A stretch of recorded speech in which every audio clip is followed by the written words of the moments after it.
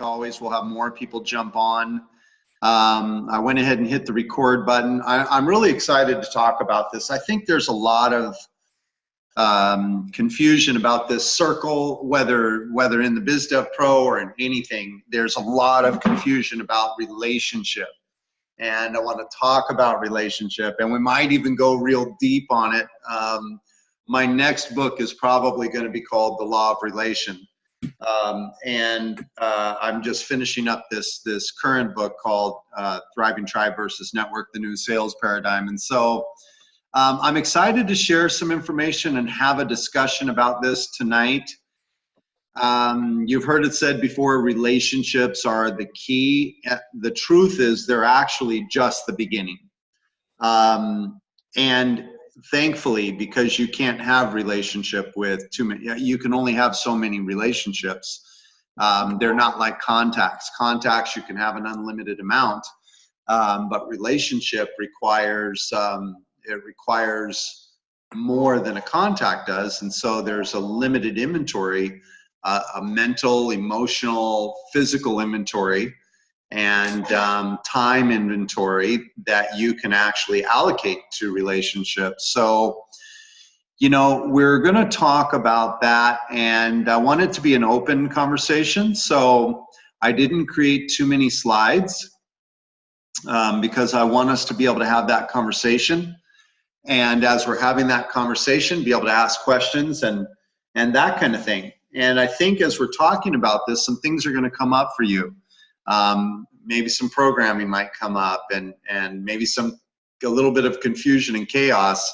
And that's what the BDP Mastermind is all about. So anyway, first and foremost, I just want to reiterate probably every time we have this call, which we're doing every week, Thursday night, 5:30 p.m., that if you want to be successful, mastering business development is not optional. Either become an expert or hire an expert. Everything begins with business development, and you can just as easily replace business development with life development. The fact is, everybody on the planet is in some form of having some need to develop something, their idea, their family, their cause, whatever, and just replace the term business development with influence. Or replace the term sales with influence, okay? But as we master this part of our life, it opens up everything else. Without it, everything else struggles to grow. So I think oftentimes people get the impression that, business development is for that person over there. It's actually, I've come to the conclusion and realization that is the single most important thing for me to master. And of course, as you all know, that when I talk about the mastery of business development, it's the mastery of business development by creating or architecting Thriving Tribe. And so I want to talk about that, and we're going to get into the 5 circles here. We've covered contact, we've covered database, connection, and now we're on relationship. And relationship is all about reciprocity. And this is tricky because as you can imagine, you can't require reciprocity of people, can you? It's not about being in relationship and then saying, hey, because we're in relationship, you need to reciprocate to me. Right. It's actually how you identify who reciprocates to you that you choose who's in relationship with you. And so you might think, well, but what about family? What about friends? What about this group and that group? At the end of the day, you're going to find out that this entire process is a mathematical equation. I don't mean to sound rigid in it. I'm an emotional guy. I'm a sensitive guy. I'm a loving guy. But what we all have to understand is that it is a mathematical equation. And here's what I mean. You have 3 things to invest. You have time, money, and energy.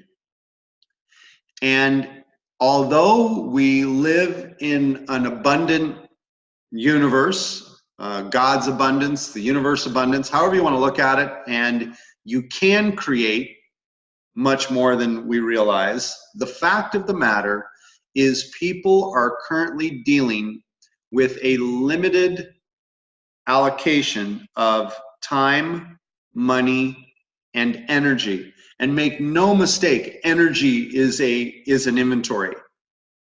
Okay, you don't have an unlimited supply of it. Have you ever worked hard for a couple weeks straight and I'll give you a great example. When I speak, like if I do an 8-hour training, that's not harder than someone digging ditches for 8 hours, but I'll be more tired, I think, than when I used to dig ditches for 8 hours. The mental energy, and you have a limited supply of it until you do one thing or the other. You increase your capacity and mature to increase your capacity, you're going to have limited inventory. Now, when it comes to relationship, how much time, money, and energy can you actually invest into how many relationships? So you've got to look at that. It's a mathematical equation. So thankfully, it's not entirely accurate that relationships are the key. There's a much bigger key than that. Contact is key. Database is key, as we've learned. Connection is key. And relationship is key. And then inner circle is key. And all of them have a formula as to how you can, this is a key word, write this down if you're taking notes. They all have a formula as how you can steward, to be a good steward of, to manage your resources of time, money, and energy. You may have all these relationships in your life and think, man, Brett, it's not true. I've got 100 different relationships. Okay. But let's take a look. Remember, we always measure cause and effect. Let's go look at effect. And let's go look at what your highest and best is, what you've carefully considered to be your highest and best, which is, again, a mathematical formula of probability and possibility. And it's fluid and it changes. And as you grow and you get further, you will see further. But as you calculate your highest and best, are those relationships producing forward momentum to achieving that? And when you give up that time, money, and energy to relationships in multiple different arenas, you might think, well, I don't invest money in them. Really? I don't know about you, but when I go out for a glass of wine, it's $100. It's $200. Sometimes it's more. When I go to a barbecue, it's 4 hours. It takes time, drive time there, drive time back. And I'm not saying I don't do those things. I do. But who do you do them with? If that's not strategically calculated based on your overall process and formula, then you could be allocating resources into these relationships that really are not going to take you where you want to go. I can't decide for anyone what that should be, who it should be. You have to look at this yourself, okay? So let me define for you what relationship means to me, okay? This is in my next book. So this is my definition. You can buy it, don't buy it, process it however you want to process it. But my definition is in the relation to the sharing of time, space, and energy. Think about that. It's an investment. You're investing time. You're in proximity. You're in space. Okay. You have a space proximity and you have energy invested in the relationship. And even the smallest of particles determine what they are by how they interact. And so it is with people. We determine what we are by how we interact. And there we go. We determine what we are by how we interact. So it's extremely important that we understand that relationship is an allocation of time, money, and energy to make that relationship sustain, align, and produce an outcome that's favorable. And in that investment or that allocation, you're sharing time, space, and energy with that other person. Now, here's the cool news about this. You've heard it taught by gurus, teachers, preachers, parents, whoever. Love everybody, care about everybody, whatever you've been taught, right? And people have always asked me, Brett, how can you love everybody? How can you care about everybody? I only have control over one moment, and I have control over that moment, moment by moment, and it's the present moment. And in the present moment, I share time, space, and energy with things, energy, people, whatever. It's the only moment I have control of. I haven't learned how to shift the time-space continuum. I haven't learned how to be in another time and space. So I have this present moment. It ticks 24 hours a day. And in that moment, right now on this webinar, what I want to do is extend the very best of myself in the form of genuine care and concern for everyone on the webinar to be better, to do better, to have better. It's a sharing of time, space, and energy. Okay? How we interact determines what we are.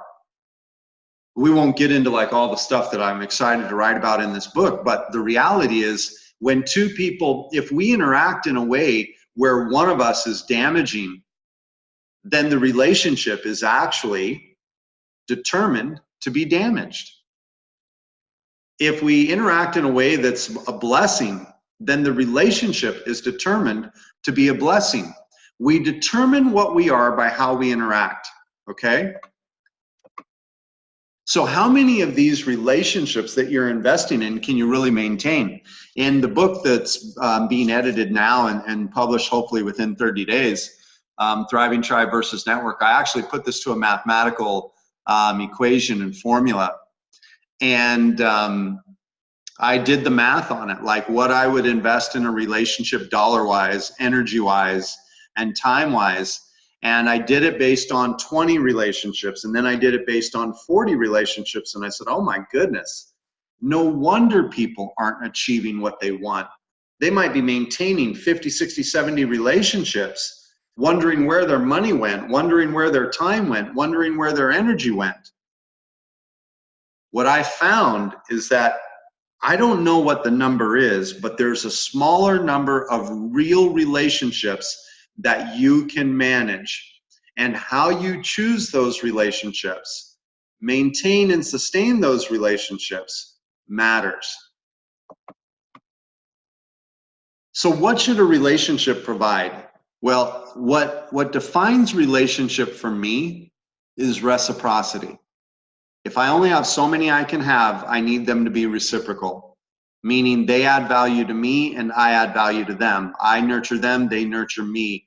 I build them, they build me. If a relationship takes from me and doesn't rebuild me in any way, since I have a limited inventory of how many I can have, then I become more mindful of relationships that drain me, right?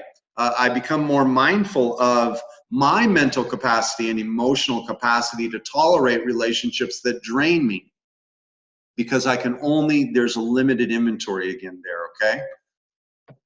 So what do you do with everyone else? That's why Thriving Tribe is so important, why the ecosystem is so important, why we use the technology and the database and the structures that we use so that you can maintain contact, you can nurture contact, and you can do all the non-emotional things you can do and eventually hire someone to do on your behalf. Do you think that someone that's a contact of mine cares if my assistant sends them a referral to do business or if it came directly from me? They just want the referral. And that's me adding value. So in all other areas, I can create an unlimited amount of contacts and connections that I can nurture. But the two places I can't do that require me, my essence, my blessings, my energy, my time, my money, are in relationship and inner circle. And we would be best served to understand that you have a limited amount of time, money, and energy that you can allocate to that. So what I want to do is I want to go ahead and open it up for discussion, questions, that kind of thing, and just get your thoughts on that so far. and then we can maybe talk a little bit more. So I'm going to unmute everybody.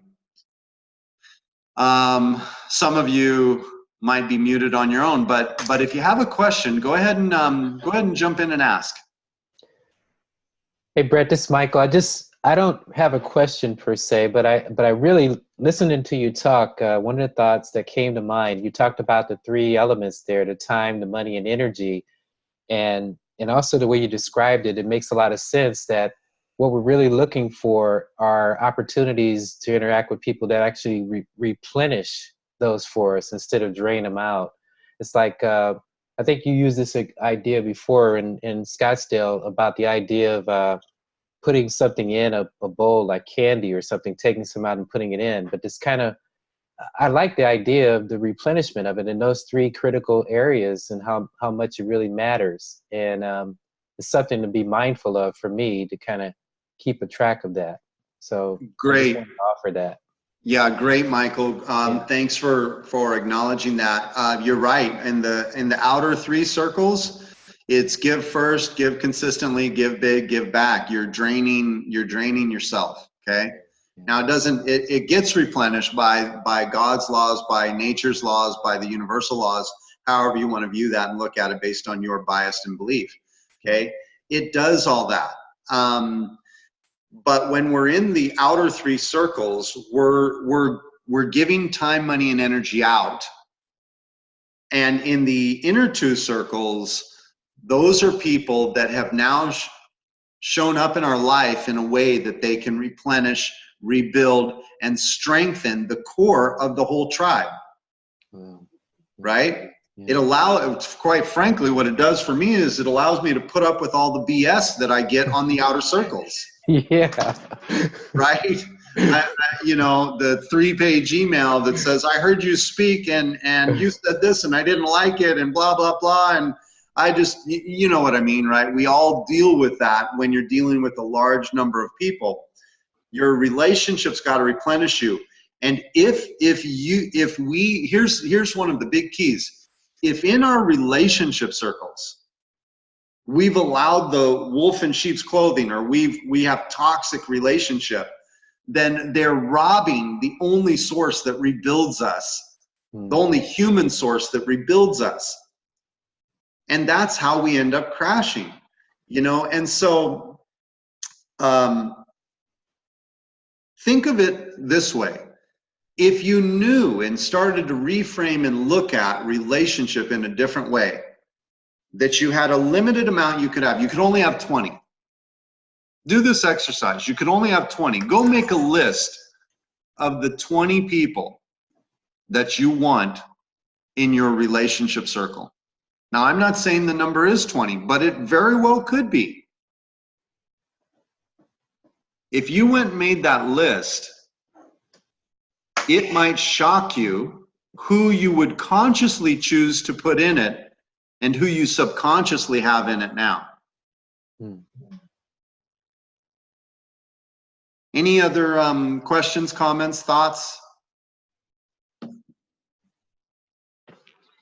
Hey, Brett. Tyrell in Salt Lake. How you doing, brother? You made me almost spit my tea out. Actually, I made me almost spit my tea out. Well, you know, spit takes is part of what I do. Excellent content share, as always.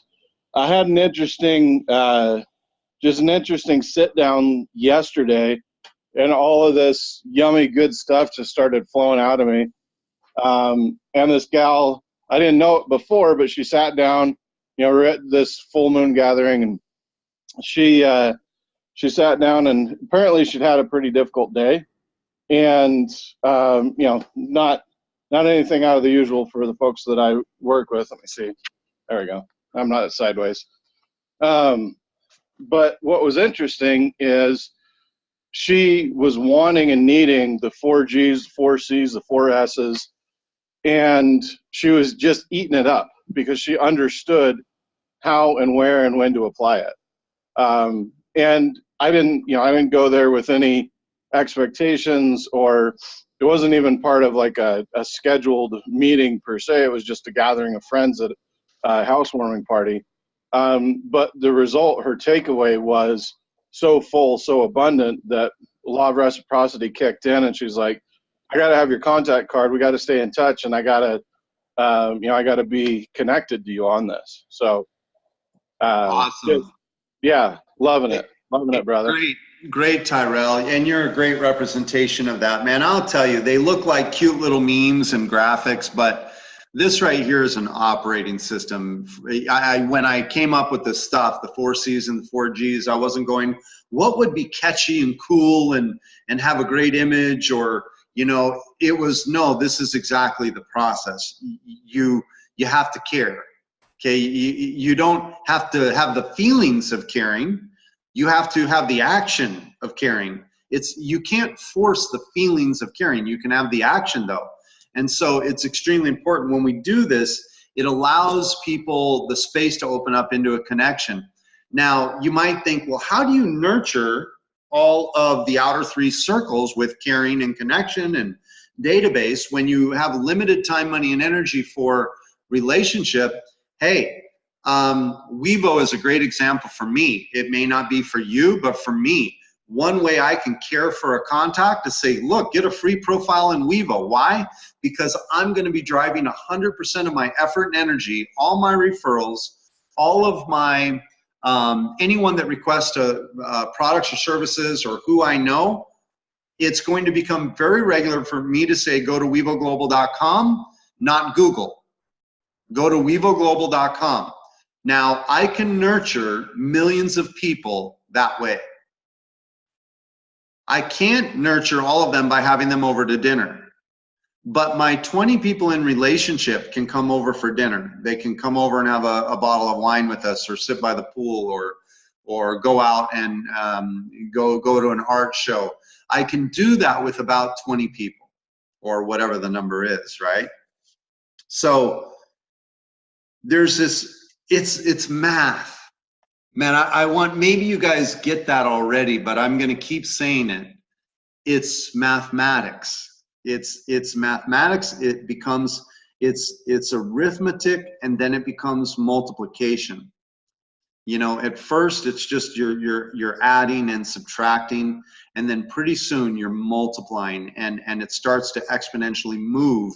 And when it, and success and significance in life comes from multiplication. So the way I teach it, and the way it's in the book, is survival and stability is arithmetic.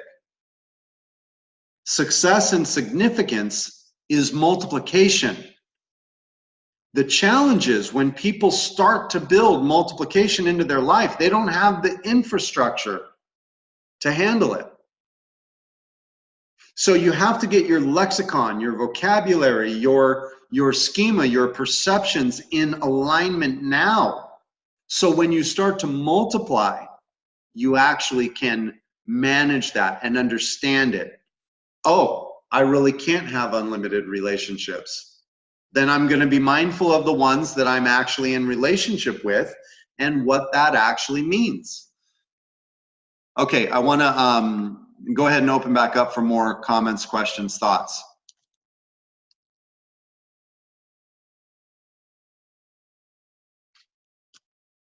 Brett. Yeah. Okay, so what did you, when you said, what was the formula specifically to be a good steward? Man, that's a great question. I'm not going to say that I won't ever have it dialed mathematically to the exact formula. I'm working on it.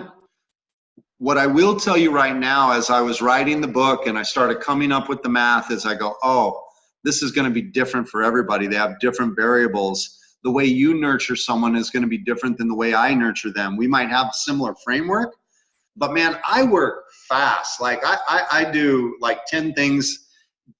You're not supposed to be able to multitask, but for some reason I can multitask in-depth concepts all at one time. Well, I might be able to allocate less and get more done, right? And then someone else might, or less. So proportionately though, let's say you're dealing with 100% of your time, money, and energy, and you only have 5 circles in life to deal with. If we just use the logic of that and the 80-20 rule, which is a pretty good rule, Yeah. then the 2 inner circles would actually get 80% of our time, money, and energy, and the 3 outer circles would get 20% of our time, money, and energy. There's probably a more in-depth formula to each circle Yeah. that we can discover as we go, and maybe each of us needs to discover that on our own. Maybe the BizDev Pro will discover it over time. So I don't have the full answer yet, but I still like to look at the 80-20 and go, 80% of my time, money, and energy should go into my 2 inner circles, 20% in the 3 outer circles. And if you look at the BDP, what do we teach in making contact, in managing database, in connection, follow up and follow through? We allocate a fraction, a small fraction of the day to it. That's the outer circles, right? Okay.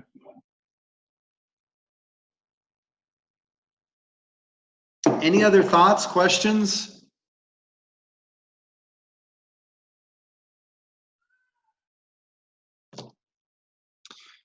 So relationship is extremely important. It's important because not only does it replenish, like we talked about, Michael, and rebuild, but how would you measure it? Take a look when you make that list of 20 people, or maybe 20 is too daunting right now. Make a list of 10 people and write them down, maybe in order of priority. Maybe your spouse is first, you know, kids second, whatever it is. But write down your 10 relationships or your 20 relationships. And then make some notes next to them about how they add value to you. What are they doing to contribute to you? Now, if your sheet comes back, and let's say you have 10 people on it, and you go, wow, my wife or my husband adds value to me, the rest of these are taking from me. It shows almost a worksheet of what needs to be done, doesn't it?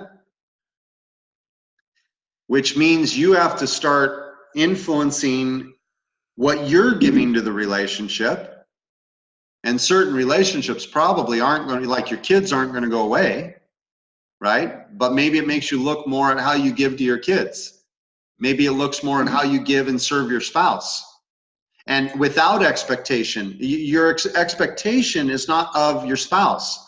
Your expectation is of the law of reciprocity. Now, if you're in a relationship where you give to somebody, and no matter what, they just take, I will tell you that in my experience, I've seen that break 100% of the time. I've never seen it sustain, not in harmony and happiness. Out of just sheer laziness, I've seen it stay, but I've never seen it sustain out of harmony and happiness.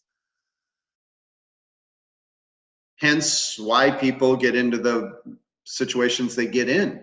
So if we list our relationships and take inventory and go, well, what are they doing to add value? It doesn't mean you place expectation on them. You place expectation on the fact that you only have so many slots of relationship. If someone doesn't want to reciprocate, if you only have 20 spots and you have 10 relationships that don't reciprocate, you don't put expectation on them to change who they are. You may have to change who's in that slot. It's not easy. It's not fun sometimes. But you're not going to stretch 24 hours into 25. Does that make sense? Yeah. The people that are really close to me, they know that I'm not much for small talk. Like I can't go sit with person after person after person and talk about nothing. And it's because I have this clock ticking in my mind of where I allocate time, money, and energy. And a lot of people think that's cold. Go, no, it's the only way you can manage going from stability to success to significance. You're not gonna create more time in your life. You don't get to manage time. You only get to manage priorities. You can't slow time, you can't speed time, and you can't create 25 out of 24 hours. You can only manage the priorities in your life. All right, guys. So I think that's as they say in show business, a wrap. Any final thoughts, questions, comments? Great stuff. Appreciate you, man. Absolutely. Absolutely. I hope it's relevant and it helps. It helps me, and all I do is what helps me, I share with you. That's all. Yeah, it's very relevant. I appreciate it too. Thank you. You bet. I'm looking forward to a signed copy hot off the presses once that book comes out. You got it. Me too. Hey, you guys got it. It would be my pleasure and an honor to have you read it. So. All right. Cool. Well, hey, great job, everybody. I appreciate all of you. Any last comments before we sign off here? Just thank you for this. That's my big takeaway. I don't even realize as much until it like flowed like it did last night, just how much of this is going on inside, inside here and inside here.